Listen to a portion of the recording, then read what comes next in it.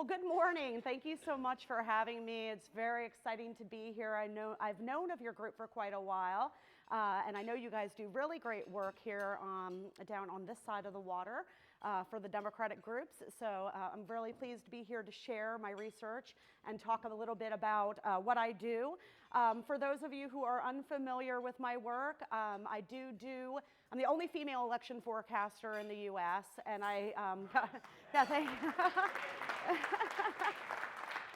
and I busted onto the forecasting scene in 2018 with a model that I invented really off of the 2017 Virginia blue wave, which I had seen coming. I had said, oh, look, we've had this demographic change in Virginia. It's been literally like an unflexed muscle for the time period that Obama's been in office, where Republicans have been really good about voting and Democrats have been kind of, I guess I would say, largely fat and happy.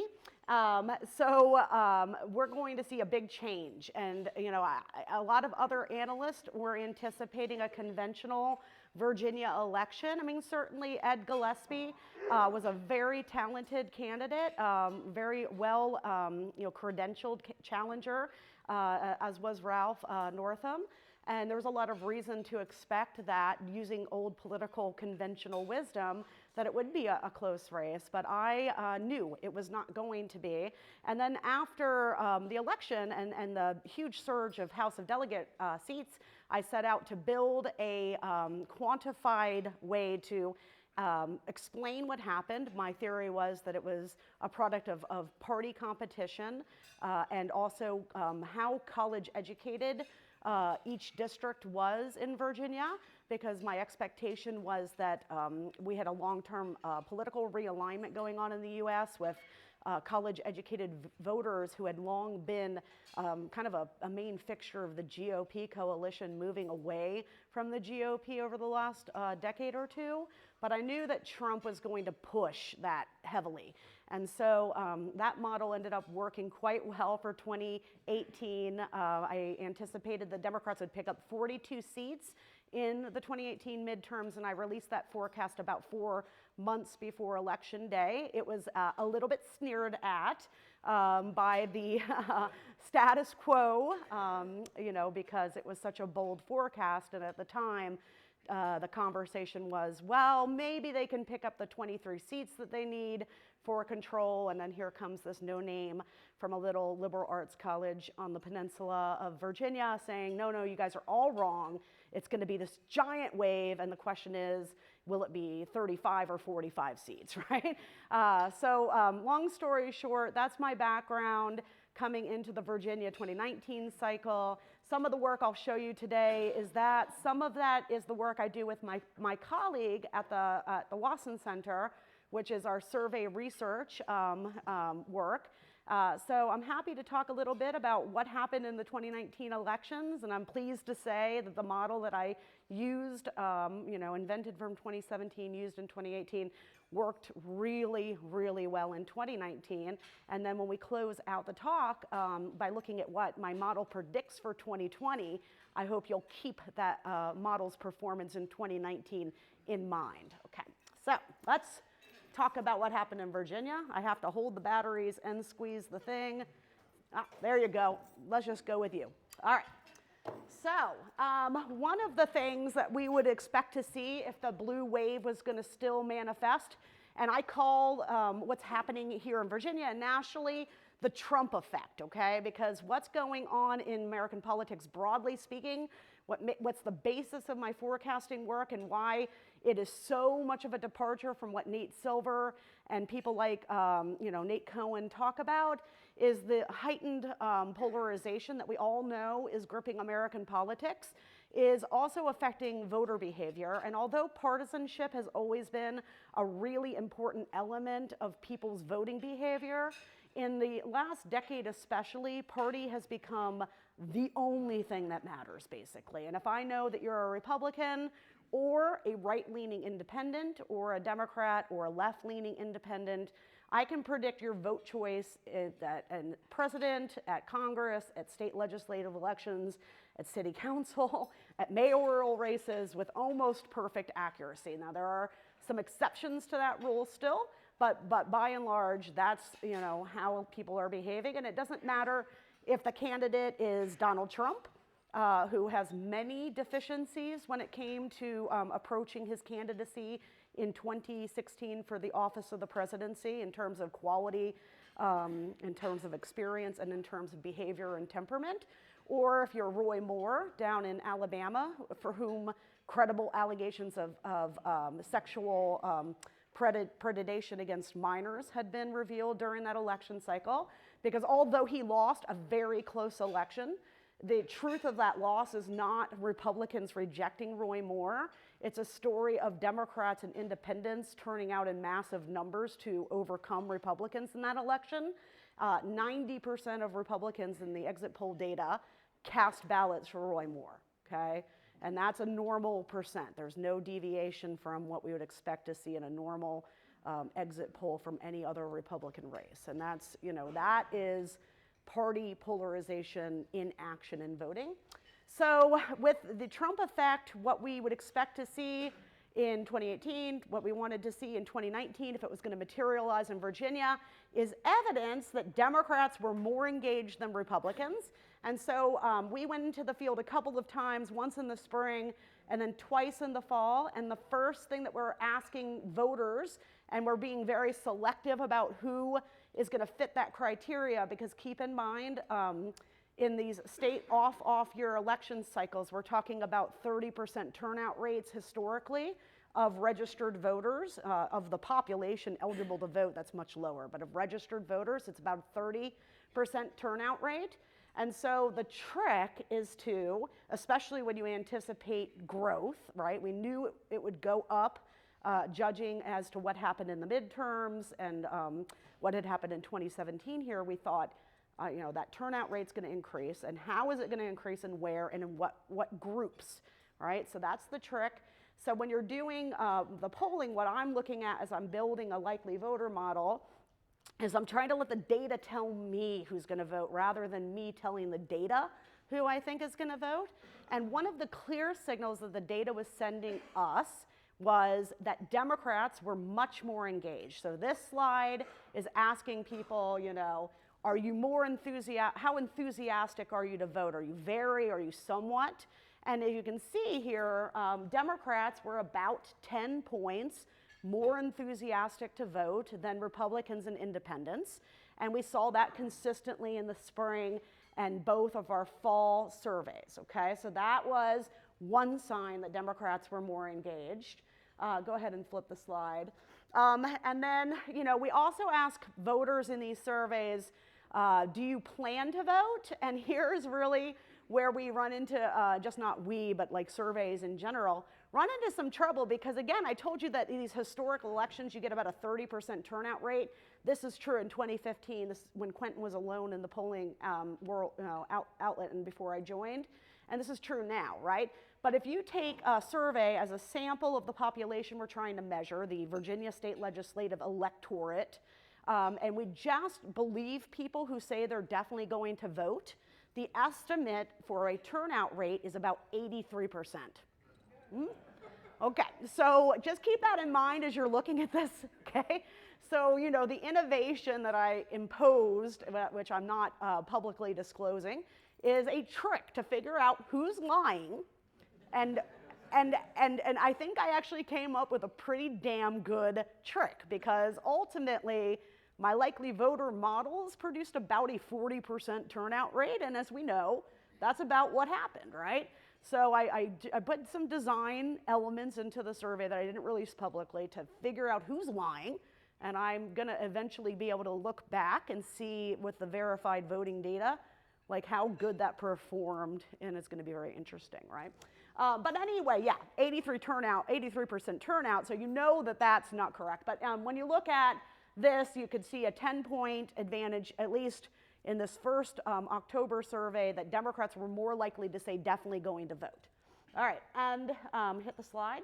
Now, we also saw that on these two metrics, Democrats had a huge advantage. And this was true In both surveys that we ran one that was statewide, and then we ran one that took a sample of 4 competitive state Senate races because we wanted to eliminate the heavily Republican and heavily Democratic areas entirely and just focus on places that would be like swing states. So you can think of that as like a battleground sample. When we asked people, are you more likely to vote for a Republican candidate or a Democratic candidate? Democrats had a huge advantage. In both surveys, it was about 13 points, okay? And that was powered by 2 things. Number one, Democrats being more likely to survive that fancy likely voter model that I designed. And number 2, the fact that independents were breaking so heavily against the GOP, okay? And that's because the Republican brand is really suffering under the Trump era, especially here in Virginia. We can talk about that later. Flip. And you can see here that Democrats are winning on that independent generic ballot preference. I mean, it's a significant, when you talk about independents, it's a pretty significant advantage there. And we're talking about independents here that are not sorted out for just the pure independents, which is really important because keep in mind, like at the top level, there's about 30% of the respondents who say they're independent, but the truth is that factors in all the leaners, right? If I had sorted this out to the pure independents, which would be about 12% of the survey respondents, that preference would probably be quite sharper. Okay, I didn't do that, and right now in Virginia, there's more people who are independent that lean right than there are that lean left, okay? And that's because the brand, again, for the Republican Party is a little bit unpopular in Virginia. All right, go ahead to the next one. And then we also asked voters, do you want the Republican Party to control the General Assembly, or do you want the Democratic Party to control the Assembly? And the gap here is just a little bit less wide. It's like 2 points more narrow, but it's still huge. It's a double-digit gap. We're talking about 10 points or so, with voters saying, no, we want the Democrats to take control. So that was a consistent finding. Of course, this set right-wing media into, tirades. And, of course, they aim to try to get me fired, but, whatever. It's how it goes. Just let the data speak for itself. And I'm sure I'll be more popular after 2020 if the Democrat wins the White House and political conditions change. I anticipate then I will be more popular on right-wing circuits when I have more positive electoral pictures for them. But anyway, this is exactly what happened. In the election outcomes, when you look at the popular vote spread, it is about 13 points in favor of Democrats. So the polling apparatus of the Wasson Center performed really, really well in one of the hardest kinds of conditions to poll. And so we feel really great about our work. It's an in-campus survey research lab, so students collect the data there. So if you aren't familiar with the work of the Wasson Center, especially here in the business community, we do a series of breakfast in the morning, 4 mornings a year there with data analysis like this. So it'd be great to have your support. You should check us out on the web. Shameless plug. Okay, so go ahead. All right. And again, here you can see that independents favored Democrats controlling the assembly. And those points are going to be really important at the end of this talk when I'm talking again about my forecasting work, which is different because forecasting is not polling, and you want to keep that in mind. All right, go on. All right, so I also took advantage of the fact that I was doing a battleground district poll because the media narrative was, what I call the Morning Joe narrative. Oh, well, maybe nationally, the public is in favor of impeachment inquiry, but not if you only looked at these battleground places, right? So I took advantage of the opportunity to poll these 4 competitive Senate battleground districts, most of which, by the way, are not in Northern Virginia, as you know. They were in other areas of the state. And I asked people, was it the right thing to open the impeachment inquiry or the wrong thing?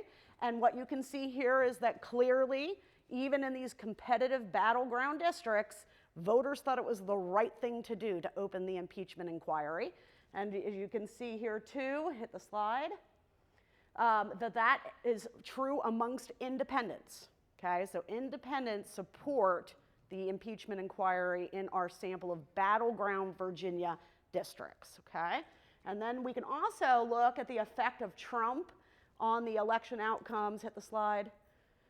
I asked voters, would it make you more or less likely to support a state legislative candidate that supports impeaching President Trump? Yes, it is true that these state legislative candidates don't take votes on impeachment, but the nationalization of politics is a really important aspect of polarization. It's the reason my forecasting works so well in congressional elections, which used to be much more localized. So every time that you hear someone utter the phrase, all politics is local, you should look at them and say, not anymore, okay? Because now all politics is national, and we can see this in data consistently, all right? So when we asked voters, you know, is it better for candidates in these competitive battleground state Senate districts to campaign basically on impeachment is what I'm trying to capture here. It's pretty clear that it would have been better for them, right? Because the amount of people who said it would make them strongly more likely is much, much higher than the people who said it would make them strongly less likely. And we can also see in the next slide that supporting Trump would be very, you know, not a good thing to do, right? Supporting Trump made people say, almost half of the sample in these competitive battleground state Senate districts say they would be less likely to support a state Senate candidate. So tying the Democrat to Trump probably would have been a very effective frame for Democrats to take as they were trying to fight, you know, some of these Senate incumbents, and that's going to be an important point. When we get to the end of the lecture, we talk about, you know, Democrats where they left some of those competitive races on the table. All right. In addition to my forecasting work and the analysis that I put out in September based on my forecasting work and what I expected to happen, I was looking for data to back up the fact that this turnout wave was going to materialize and that Democrats would then have the momentum to flip the two chambers. I was surprised a little bit when the party gave an interview to one Virginia publication and they said, oh, we think the state Senate's going to be easy and we're worried about the House, because I read the article and said to my computer screen, no, it's the opposite, right? House easy, state Senate hard. What's up with that, okay? And I don't know exactly why the party thought the state Senate would have been easy and the House would be hard, because the House had many different pathways to 2 seats. And as you know, they easily got there, even though they left a couple of very winnable races on the table. But the state Senate almost didn't flip, and now we'll have to rely a little bit heavily on Joe Morrissey over in Richmond for its majority. So, you know, I don't know why they thought the state Senate would be easy. But when I was looking at data to back up my thesis, my model, what I needed to see, a huge spike in voter registration among citizens in the fall. Boom, VPAP, right? Gosh, I love VPAP, and you should too. I mean, I'm sure you guys all use VPAP. Donate to VPAP if you can, just doing such fantastic work. And I don't know how many other states you guys have lived and researched in, but I have done several, and I can tell you that there are no states that have a resource like VPAP, so we're very, very fortunate to have it. So anyway, when you look at the jump in voter registration, to put this into context, the voter registration rates were on par in September with the congressional cycle the year before, which itself was history-setting, which increased turnout by 15 points over its 2014 numbers, right? So that is crazy, crazy high interest, and it was really affirming to me that we were going to see really strong turnout on Election Day. Go ahead and flip that. And then, of course, the fundraising advantage is a reflection of the atmosphere, the sense that Democrats were competitive, that they had a competitive advantage due to the fact that Trump is dragging down the state GOP. So you saw a lot of people giving money to a lot more races than they would in, say, 2010 and 2014, when the narrative was that Republicans had an electoral advantage. And you can really see how great a lot of the challengers did in terms of their fundraising, and that was an old graphic. The governor, of course, with his scandal, that was a real unconventional twist to the cycle. I told media at the time, they would call me and say, hey, don't you think that, Ralph Northam's scandal and the fact that he's staying in office is going to have a massive impact? No, okay, because all politics is national, not local. Okay, there you go. If you need further proof than that. And, of all the issues that the Republican Party is poorly positioned to exploit, race would be one of them, okay?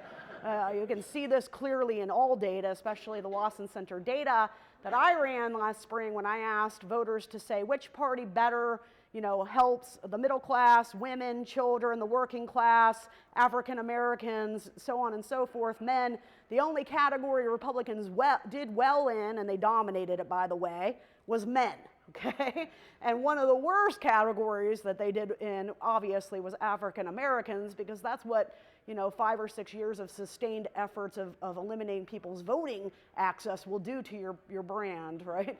It doesn't do good things, right? So but Northam was knocked off of his ability to perform the conventional role of raising money, which is a key component of that position.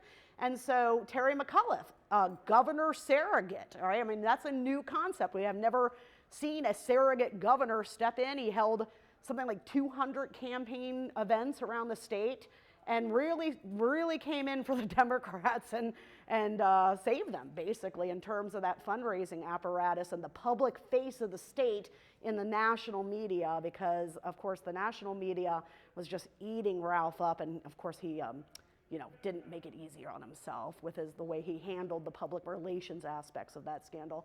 So, here's the graphic I was talking about, where you can see the brand problems that the GOP has. I mean, these are not all specifically caused by Trump, because Trump is not the problem. He is a symptom of a sick system. Okay, our entire political system is sick. That's the difference between now and the 1970s. In the 70s, the presidency was sick and the rest of the system was healthy. Right now, everything is sick. The public is sick, the Congress is sick, the courts are sick, okay? Everything's sick. So, it's not just Trump, but these problems have definitely been increased by the problem of Trump. And it was interesting to me, too, that, some of these categories, like working class and children, I expected a little bit more parity in. So to see Democrats dominate so much in that was really quite interesting. And at some point, I might go and see if I have enough N size to work with to get down to the age crosstabs in that data, because my expectation is the under 40 crowd. The Republican brand is really getting hammered in that under 40 crowd. And as business leaders, that for you is an opportunity, because conventionally, just as college-educated voters aligned with the GOP for a long time, the business community did too. But when your market is 160 million Gen Z and millennials, and not all of the Gen Zers are enfranchised yet, age 18 voting, but they will be very soon. That's 160 million, so that's half the country's population, by the way. And the reason, the NBA, when, a bathroom bill passes, they're like, hey, we're taking our game out, right, immediately, is because that's a lot of market share, okay? And that means that you guys have an opportunity to go and poach a lot of that business community right now and bring them over to the dark side, right, to the Democrats. Because, they are not going to be looking, they're going to be looking at trend lines that don't involve, the political world is very distorted in terms of demographics, but the consumer market is much, much different. So just keep in mind that. All right, so we also asked about issues. Gun control, 80% of the public. That means you're picking up a good chunk of Republicans. So a majority, not a huge majority, but a majority of Republican voters say they want a background check bill, right? So you would think it would behoove Democrats, session 1, day 1, pass a background check bill, right? Be terrible, terrible optics for them to fail to do that after the voters gave them control of the assembly. But given that they didn't campaign much on that issue either, I wonder if they're going to see it that way. But it's very clear. Other issues that poll really well, Medicaid expansion obviously polled really well. Minimum wage. In our poll, we set it at $15 an hour, and like 30% of Republicans wanted it. That was shocking, okay? It's up at like 60, 70%, okay? Minimum wage at $15 an hour, and I know the Democratic version of that is much more modest. So again, I think those issues are two of the most salient and obvious issues for Democrats to adopt in their stage one, session one agenda that the public is very clearly aligned with in our data. And you can look at this longitudinally too. It's quite clear in our public opinion database, and these issues have been polling at 70, 80% for a while. And here I was specifically asking, would you be more likely to vote for a candidate that supports this, right? That's a different twist, but we've asked about public support in general about these issues for quite a while. That and redistricting reform. Medicare for all, only at 38%, okay? So that in a very liberally accepting population, that issue in particular doesn't poll well, right? So that's great context, I think, to understand, number one, where the electorate is, and also how popular the gun control and minimum wage proposals really are. All right, flip. And then in terms of my research, one of the ways that I depart from other analysts and as a segment or an example of why everything's so nationalized now is that most of my research is really antiseptic. It doesn't deal with candidates hardly at all. It doesn't talk about personalities or people who get along with others like Chris Jones. It doesn't care about that, okay? What it cares about is partisan competition and how educated the electorate is, because right now we're in a civic crisis. I mean, really, really bad civic crisis. And the educated population is the most tuned in to the need to respond to that. So the natural Trump bump, because Democrats have chosen in their strategy largely to ignore Trump and not tap into Trump animosity, the way the Republicans made 2014 and 2010 referendums on Obama, Obamacare, and Nancy Pelosi, Democrats instead are letting it be a natural thing and then focusing on other things, and that's just a strategic choice that they have made. So you have to count on, like, where can it naturally manifest, right? And where it naturally manifests is places that are deeply educated. So when you look at Northern Virginia, that's the 2017 results and the partisan competition scores for each district. So you can see that Nova area, all it needed was motivation. I mean, it should have been Democratic in 2015, right? But Democrats don't vote because they are less inclined, much younger, right? Millennials were even younger in 2015 than they were in 2017. But they also aren't given the same type of campaign treatment by the Democratic campaign universe as Republicans get. So some of it is natural, some of it is demographic based, and some of it is strategic. And so once they were motivated to vote, just washed out. The Republican Party is now extinct in Northern Virginia, with Tim Hugo being the last man, and he was knocked out, right? So when you look there, you can see the relationship between a score that's called a PVI, which is a partisan voting index score, a major component of my forecasting work, and Democratic vote share in 2017. And so this cycle, I knew no Democrats were going to lose anywhere in the state, all right? So much so that when I showed up at WAMU to do my election coverage with Tom Sherwood, and he kept talking about total seats, I was like, dude, I don't know. I just know they need 2+. And I was like, I don't know what the total seats are. I never even looked, because they're not going to lose any seats. And he's like, huh, how can you know that? I'm like, how can you not? Right? So I expected in Northern Virginia 2 things. A, incumbency would help, and B, this time Democrats realize that they have a massive advantage and are going to spend much more money and more attention up there to defend it, because last time, no offense to the Democrats, they kind of just stumbled their way into 15 seats. I mean, despite the fact that some people were saying, hey, you you could probably have 15 or 20 seats up there, right? So they stumbled their way, and this time they were working hard for them, and I expected large margins, and that's exactly what we saw up in the results. All right, flip. So this time around, though, the 15 seats that they have to defend are on the left, that left box. But the new territory is largely in that right, and of course the Senate's down there on the bottom. And I've put it up that way so you can really clearly see, okay, it was harder ground to gain in 2019. It's a harder condition to gain it because it's an off year cycle, and there's no statewide race to raise the salience of the race. It's harder for Democrats because they don't do hierarchical, like centralized campaign strategy the way the GOP does, where all the candidates are brought into a centralized, you know, hey, we're going to do it this way, everyone's going to message like this, the advertising's going to look like that. Everyone just kind of floats out there on their own, right? And so, you know, the PVI scores, I believed would be the main factor into like which seats they could flip, and that's how come I knew Chris Jones and David Yancey, Tim Hugo, dead men walking in terms of politics. And you know, in terms of politics, they could not win those races. I mean, just 100%. Didn't care how much money they was spent. Didn't care who ran against them. Frankly, they could not win those races. Right. Then beyond that, I was looking at places where I have Dem positive numbers.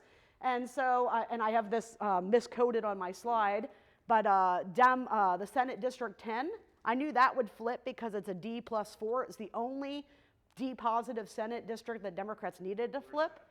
That was, I cannot say the last name. Yeah. What's the Democratic candidate's name though? Yeah, right. Yeah, Gazar, right? So that one I was sure of.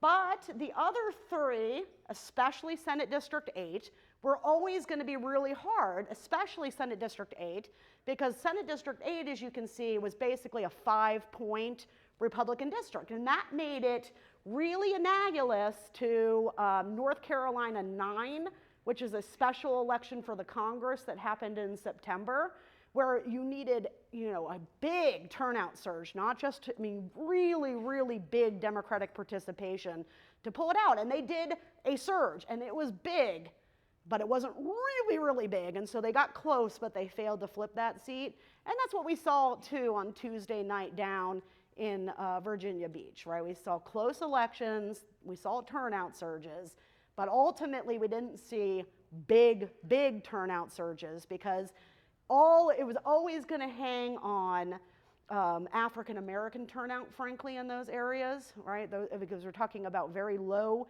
participation, and that meant the resources, the candidate attention, the advertising, a lot of it had to be structured in a way to really pull up Dem coalitional voter turnout, young people, millennials, African Americans, right? And you know, in lieu of doing that, I was bearish that they would make it, and you know, frankly, that's what happened. And the reason why, guys, what I learned from this election cycle is how important that education factor really is, assuming no tweak comes from Democratic campaign strategy, which after 18 months of, you know, begging, I'm going to assume, right, that that's not going to happen now. So assuming no tweak in Democratic campaign strategy, what I learned is this. In Northern Virginia, the college education rates of those districts is like 50–60%, okay? And those people are massively inflamed about Donald Trump, and they're going to turn out, you know, white, black, or other. Down in places like Hampton Road in the 2nd Congressional District, 7th Congressional District, those college education rates are about 20 points lower, and that means that that turnout, you know, passion has to get inflamed somehow. And there's going to be some natural passion, but it's not going to be as large as that Northern Virginia passion.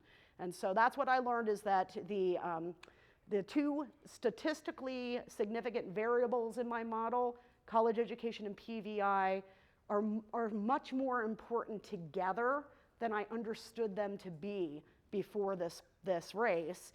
And though I don't think that that's going to matter so much for 2020, for a situation in which Donald Trump is no longer the president and a Democrat is sitting in the White House, that's where that interaction of college education and partisan competition are going to become critical if Democrats want to hold on to the ground that they gained during the Trump administration. So learning how to solve that equation will become absolutely critical if they don't want the surge to end up turning into a decline. So that was what my big lesson from the 2019 cycle was. And then if you could flip me, you can see the variation in turnout amongst the various districts. We had that 40-ish, 43-ish, I've heard different estimates and I haven't had a chance to look in the last couple of days, but you can see the variation among districts. You can see too, like I've highlighted in yellow the competitive races, so you can see the variation among competitive races. I probably should have highlighted the ones Democrats won and lost, so when I go back and edit these slides, I'll make a distinction there too. But you can really see, how much, competition matters, number one, overall to turnout. We know that competition drives turnout in elections. But number two, Republicans are turning out. Like my research in this forthcoming feature story in the New Republic, which I'm so excited to have landed.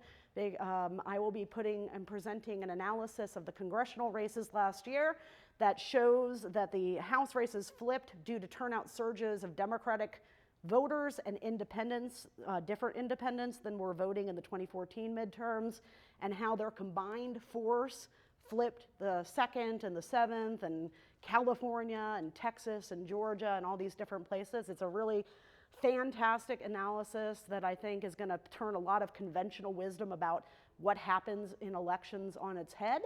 So I'm really excited that the New Republic has picked it up and decided to make it a feature, and we'll run it in the early spring.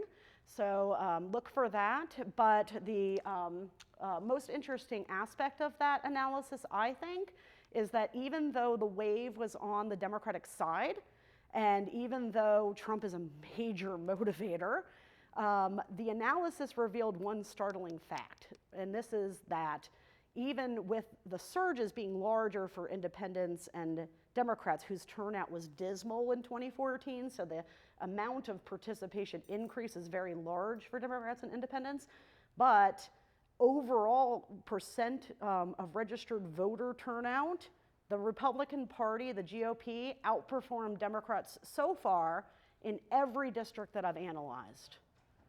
Wow, that's really weird, right? Because they're supposed to be sad and disaffected and not happy with their embarrassing president, but it seems almost like they're kind of happy and responding favorably electorally to, kids in cages and the violation of the rule of law. What? I mean, that seems weird. And because of the margins by which these Democratic candidates won by, and because of the surge in turnout and participation by the Democrats and the independents that showed up to flip these seats, it is not mathematically possible that this surge in GOP turnout broke in favor of Democratic candidates. Okay? It's not possible, and that's probably why we can't find any evidence of that occurring in exit poll data or in, down ticket balloting behavior, which should be really obvious because when it happens, we can see it. Like when it happened on Tuesday in Kentucky, we could see it really clearly, right? And we cannot see any evidence that disaffected Republicans joined hands in a kumbaya moment over health care with Republicans, moderate women in the suburbs, Republican women, saying, oh, I just don't like the party of Donald Trump. I'm going to switch my party allegiance and become a Democrat now. That is not what happened in the suburbs of America. What happened was you had a bunch of lazy millennials who are now 40, okay? They own homes. They have mortgages and children and debt and cars and jobs. And they were like, oh shit, I should probably go vote, okay? And that's what happened in the suburbs of America. And that's what's gonna happen in 2020 when we get to, just go because we're out of time. Go, go, go. Go, go, go, go, go, go, to my forecast, which predicts, based on my modeling, that Donald Trump has an electoral college problem, okay? That problem is that he can't re-win the Midwest, accounting for these turnout differentials that we're seeing, and it's all in the midterms, and we're going to see them in 2020, unless he can convert a whole bunch of white working class non-voters, people who have never voted, and that's what their campaign strategy is, to find and identify these people and get them into politics, which is a very difficult thing to do, okay, as people should know. That's the campaign strategy, because in the suburbs of Milwaukee, in the suburbs and the city of Detroit, in the suburbs and city of Philadelphia, the story of 2016 is as much about who didn't vote as about who did. And Donald Trump understands that. And so does his campaign manager, Brad Parscale. Okay, so this analysis, based on my modeling work from 2018 and 2019, shows, based on partisan competition and composition of the electorate and the population changes that have occurred and the activation of the latent part of the electorate, that Trump can't win the Electoral College in 2020. Okay. All right. Supposed to be a crowd pleaser. Doesn't it matter who he's running against? No. Really? No. But let me talk about that for a minute, because here's where it matters, right? Where the candidate matters is the belief amongst people like you that the candidate matters, because it's self-reinforcing. And we have a great example of that in Kara Eastman, who's a woman that ran in Nebraska's 2nd District in 2020. Nebraska's 2 was one of my 42 seats. Again, 40 flipped, should have been 41 if the malfeasance in North Carolina 9th hadn't occurred. It may well have been 41 seats, but it really should have been 42.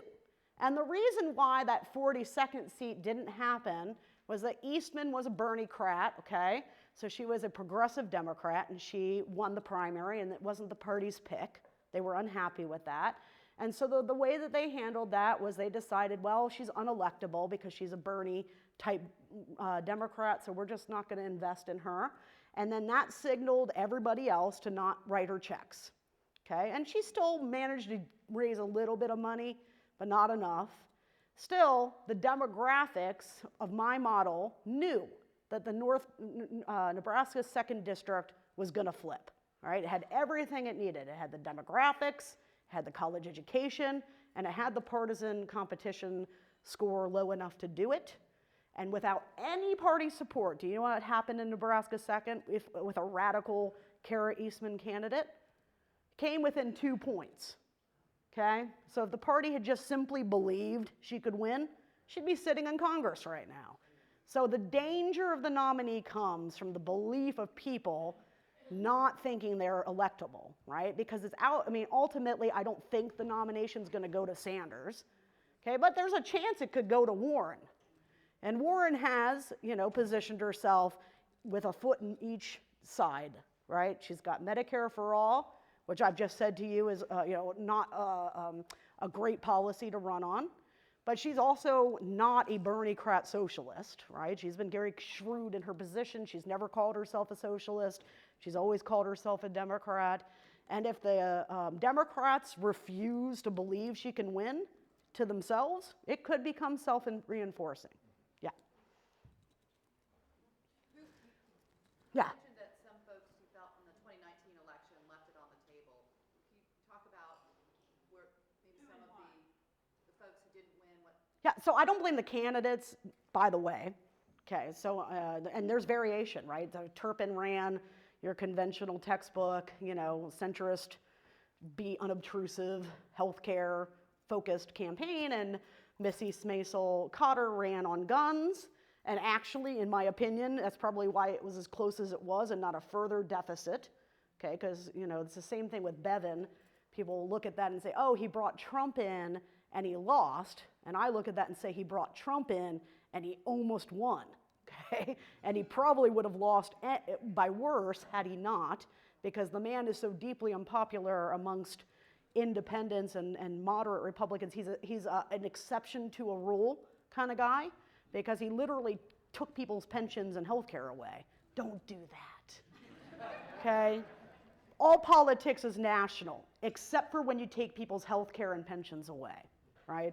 And the GOP has, by the way, a potential problem coming through the Supreme Court in which they might be taking everybody's health care away in July, and DACA from the Supreme Court.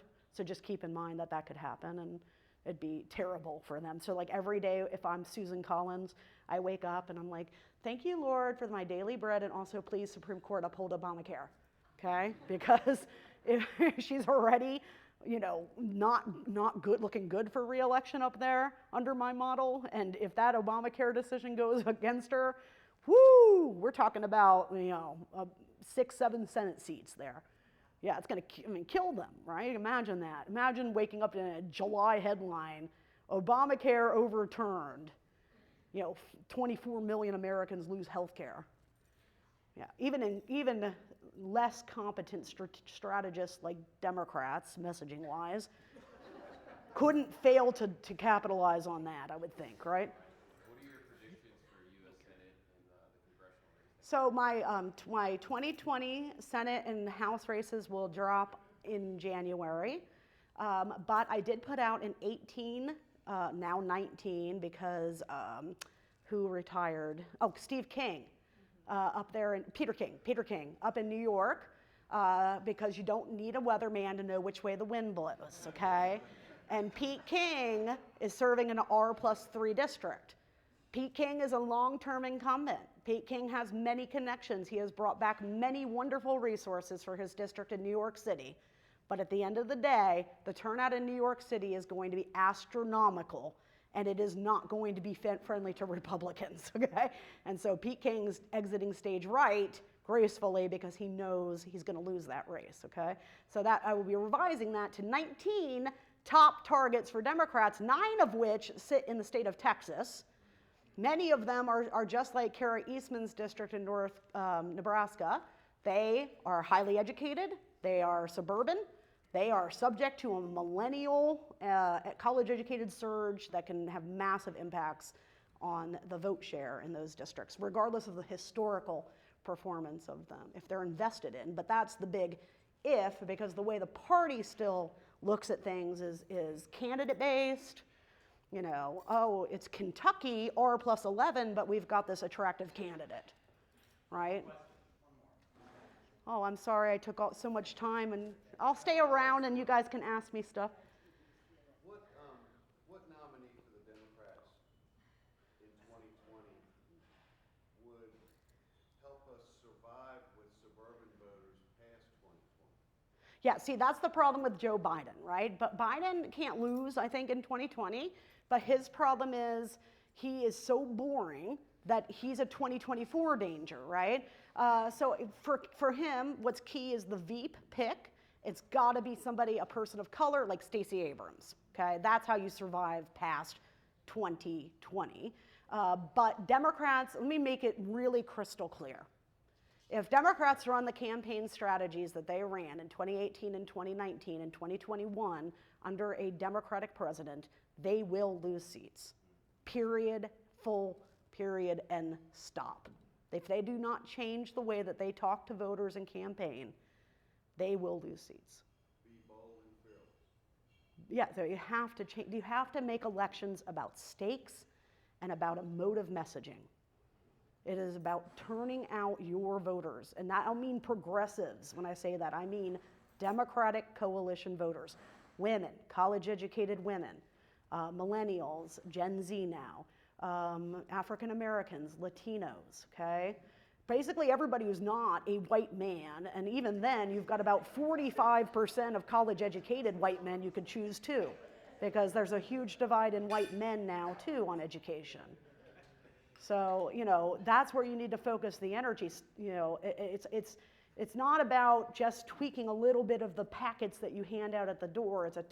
The change has to happen at the very top in the whole way that the whole strategy is deployed.